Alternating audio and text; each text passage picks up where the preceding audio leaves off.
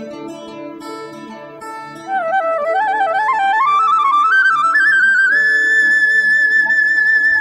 श्रोते हो, रेडिओ जयंतच्या आनंदी कट्ट्यावर मी अनुराधा आपणा सर्वांचं मनपूर्वक स्वागत करते.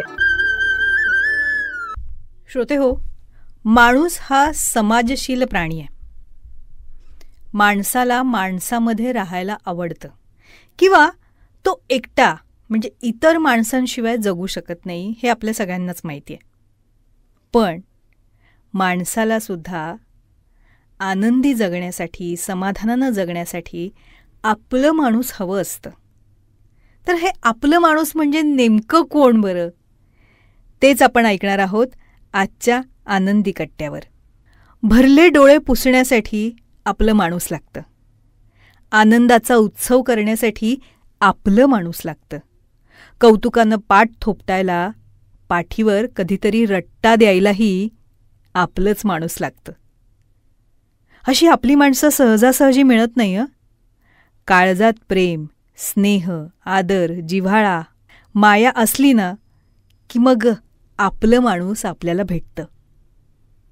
खरं तर ऑनलाईनच्या जमान्यात सगळं काही घरपोच मिळतं. भाजीपाला, किराणा, जेवण सगळं काही एका क्लिकवर घरी येतं. पण एक गोष्ट कधीही ऑनलाईन मिळत नाही.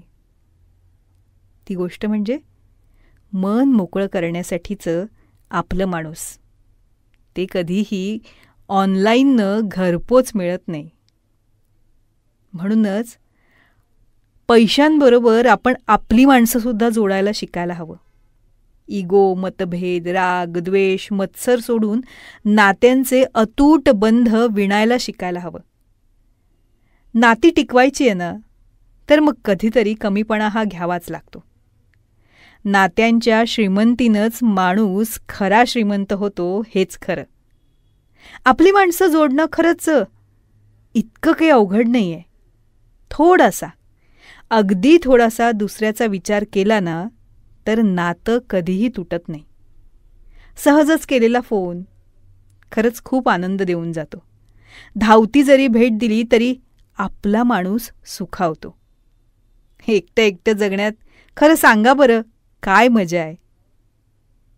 आपलं माणूस बरोबर नसेल तर हे जीवन म्हणजे सजा आहे. आपलं माणूस सोबत असलं ना की नैराश्य कसं दूर पळतं. आणि या आपल्या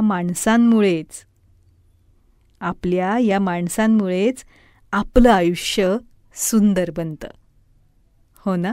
तर श्रोते हो, आजचा हा विचार तुम्हाला कसा वाटला याविषयी आम्हाला आपल्या प्रतिक्रिया जरूर कळवा. त्याचबरोबर रेडिओ जयंतनं चतुरस्त्र हा पॉडकास्ट सुरू केलेला आहे आणि या पॉडकास्टमध्ये प्राध्यापक, लेखक, कवी, नाटककार श्री रमेश कोटस्थाने यांच्याशी साधलेला दिलखुलास संवाद आपण बघणार आहात.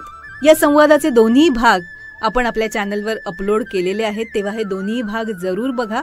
ते तुम्हाला कसे वाटले याविषयीच्या प्रतिक्रिया नक्कीच आमच्या कमेंट बॉक्समध्ये लिहा. त्याचबरोबर श्री रमेश कोटस्थाने लिखित खुळा पाऊस या पुस्तकाचं अभिवाचनही रेडिओ जयंतवर उपलब्ध आहे. ते देखील जरूर ऐका आणि त्याविषयी देखील आपल्या प्रतिक्रिया आम्हाला नक्की कळवा. आणि दर्जेदार कार्यक्रमांसाठी रेडिओ जयंत लाईक करा, शेअर करा आणि सबस्क्राईब करा.